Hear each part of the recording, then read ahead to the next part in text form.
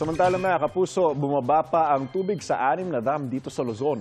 Sa pinakahuling datos ng Pag-asa, bumaba po ang water level sa Angat, Ipo, Lamesa, San Roque, Pantabangan, pati na rin po sa Caliraya Reservoir. Tumaas naman ang tubig sa Ambuklao, Binga at Magat Reservoir. Sa ngayon mga kapuso, wala pong namamataang sama ng panahon na nagbabadyang magpaulan dito sa Luzon. Local thunderstorms pa rin po ang ngayong tag-init ang posibleng magpataas sa tubig sa mga dam. Paalala po mga kapuso, stay safe and stay updated.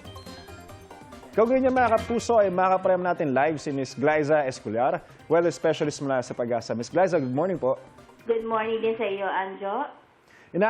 Inaasahan pa po ba na maraming lugar sa bansa ang posibleng makaranas ng danger level na heat index sa mga susunod na araw? Yes po. Specifically ngayong araw, ang pinakamataas na heat index na papalo sa danger level ay San Ildefonso, Bulacan, nasa 45 degrees Celsius po.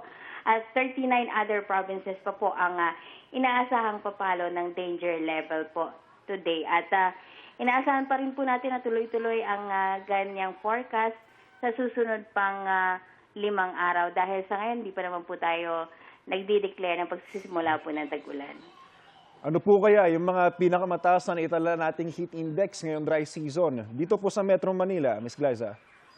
Sa Metro Manila po ay nakapagtala po tayo ng 44 degrees Celsius noong May 15 at 16. So far po, isa po ito sa pinakamataas na heat index na naitala po sa Metro Manila.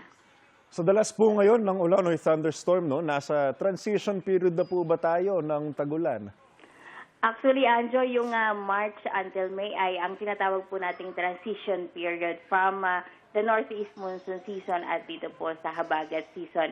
However, yung ngayong nangyayari po ngayong yung last half po ng May o itong second half po ng May, tinatawag po natin yung precursor to yung tag-ulan o darating na tag-ulan. Dahil ito pong mga pag-uulan na thunderstorm o yung pagbubuo po ng mga thunderstorm dito po sa last part po ng May ay yung pinagkukuhanan natin ng criteria to declare po yung pagsimula po ng rainy season. So, isa po yan sa mga maaring mag-indicate na pwede nang i-declare ang pagsisimula po ng tag-ulan as well as po yung southwesterly wind flow po na yan naman po ay yung hangin na kaakibat po ng habagat. Ms. Glyza, follow-up question lang po, no? Nasa schedule po ba or on schedule o madedelay itong pag-uulan?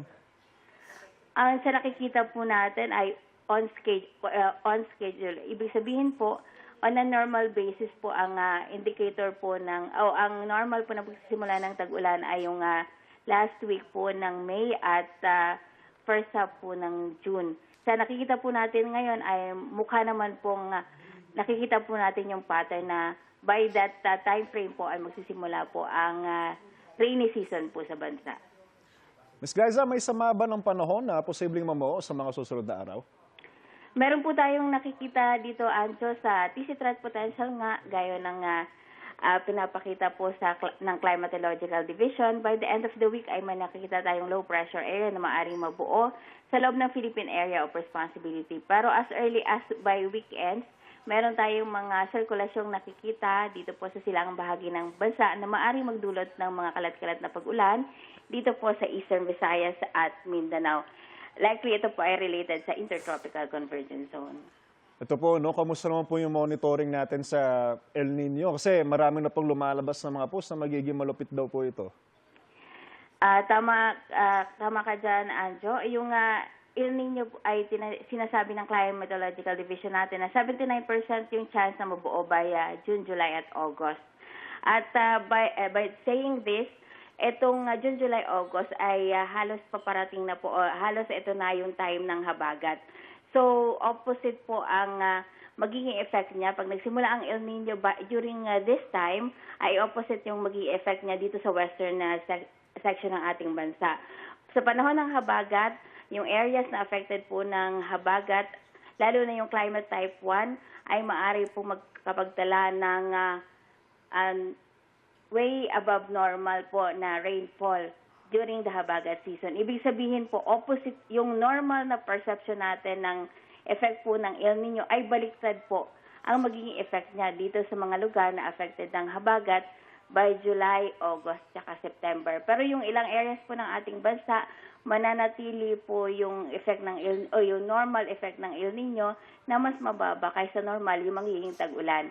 Mas mag-worsen pa po yung impact po nitong El Nino by the first quarter of the year kung ito nga po ay madeklarang magsimula yung El Nino by June, July, August. Maraming salamat at magandang umaga po. Glyza Escolar, weather specialist mula sa Pag-asa. Ingat po kayo.